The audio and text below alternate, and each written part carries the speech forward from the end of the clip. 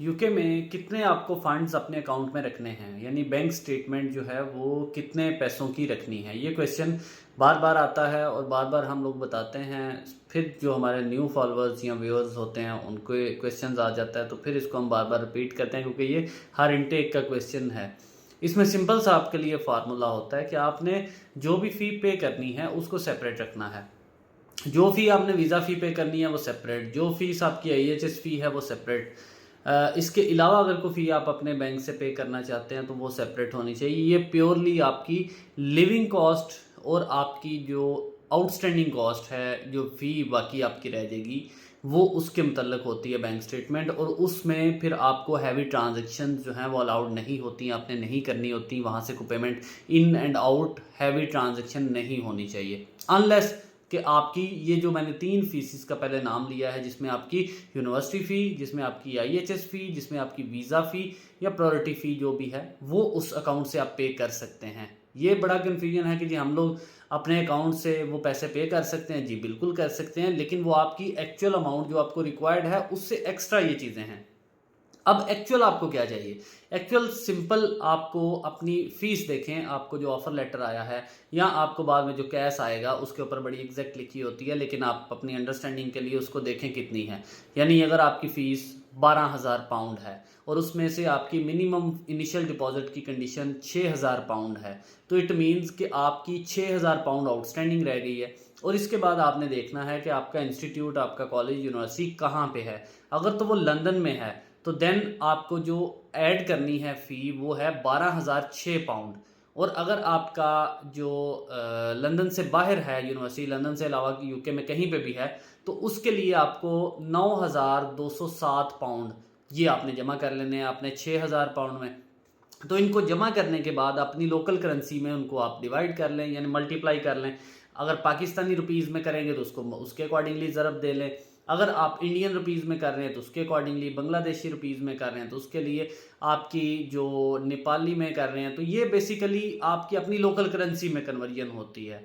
तो अगर आपको 6,000 पाउंड वो और 12,000 पाउंड लंदन में कॉस्ट है, तो आपका 18,006 पाउंड आपको चाहिए। और 18,006 पाउंड को अगर आप 370 पाकिस्तानी रुपीज़ के हिसाब से बन रहा है, तो अगर उसको आप मल्टीप्लाई करेंगे तो जो वैल्यू आएगी, ये आपको वो पैसे हैं जो आपने बैंक से नहीं छेड़ने। उसको इस लेवल से कम पे आपका बैलेंस नहीं होना चाहिए लास्ट 28 डेज में, देन आप एलिजिबल होंगे अपना वीज़ा फाइल करने के लिए। अगर इस 28 दिन में अगर आपका बैलेंस इससे नीचे आता है किसी भी दिन में, तो आपकी ये स्टेटमेंट पीरियड ख़त्म हो जाएगा। और फिर उसके बाद दोबारा जब आप अपना रिक्वायर्ड फंड्स रखवा लेंगे तो देन आपको दोबारा से 28 दिन पूरे करने हैं। यानी अगर आपको चाहिए 70 लाख तो आपके फंड्स रह गए 68 लाख, 2 लाख इसमें से निकल गया ड्यू टू सम रीज़न, तो आपकी बैंक स्टेटमेंट कोलैप्स कर गई है। अब दोबारा जिस दिन आप 70 लाख पूरा करेंगे उस दिन से 28 डेज आपने पूरे करने हैं और फिर वीज़ा फाइल करना है। ये है रूल इसका बैंक स्टेटमेंट का यूके के लिए। इस तरह से फंड्स मैनेज करने हैं आपने।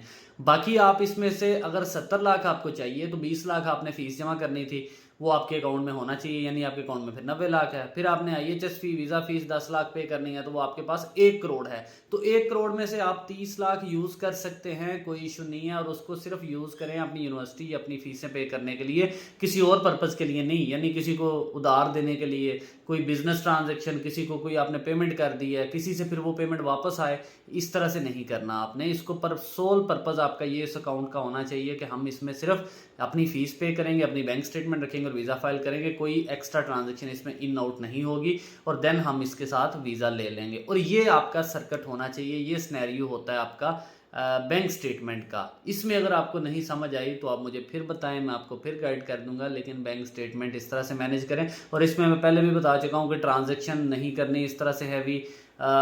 दूसरा, अगर आपकी बैंक स्टेटमेंट आपके फादर के नाम पे है तो आपने अपने फादर के साथ अपना relationship prove through birth certificate, family registration certificate साबित करना है। और फिर फादर की तरफ से एक एफिडेविट लगाना है, एफिडेविट ऑफ फाइनेंशियल सपोर्ट का, कि ये मेरे पैसे मेरे अकाउंट में पड़े हैं, ये मैं अपने बच्चे के लिए रखे हैं और इसकी स्टडीज़ के लिए हैं, ये जब स्टडी करेगा, ये स्टडी करने जा रहा है, तो इसको ये फंड्स मैं इसको दे दूंगा। तो ये इस तरह से सपोर्ट लेटर भी चाहिए होगा साथ में।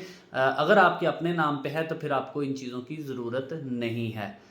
ये भी क्वेश्चन काफ़ी दफ़ा मुझे बच्चों ने पूछा है। ये जो मैंने अभी आपको कंसेंट लेटर वाला बताया है, तो ये लाजमी होना चाहिए। अगर आप ये प्रोवाइड नहीं करते तो आपका वीज़ा रिफ्यूज़ हो सकता है। फर्दर अगर आपका क्वेश्चन होता तो you can contact me through WhatsApp, through this channel, through TikTok, through YouTube. किसी भी फोरम पे आप मुझे कमेंट करें, होपफुली मैं उसका रिस्पांस करता हूँ। फिर इवन दो अगर आपका कांटेक्ट डिटेल मेरी इस पे डिस्प्ले होती है व्हाट्सएप पे मुझे कोई मैसेज करता है तो मैं कोशिश करता हूँ मैं उसका रिप्लाई करूँ। और मेरे ख्याल में मुझे व्हाट्सएप पे अभी तक जितना भी कांटेक्ट आता है या मुझे कमेंट करता है तो मैं उसका रिस्पांस रेट मेरा 100% है। मैं किसी का भी अनअटेंडेड मैसेज नहीं जाने देता। उसका जो भी अगर मेरे पास कोई इन्फॉर्मेशन है तो बता देता हूँ, अगर मेरे पास इन्फॉर्मेशन नहीं भी है तब भी मैं उनको बता देता हूँ कि मैं आपको इस हवाले से गाइड नहीं कर सकता। Thank you so much.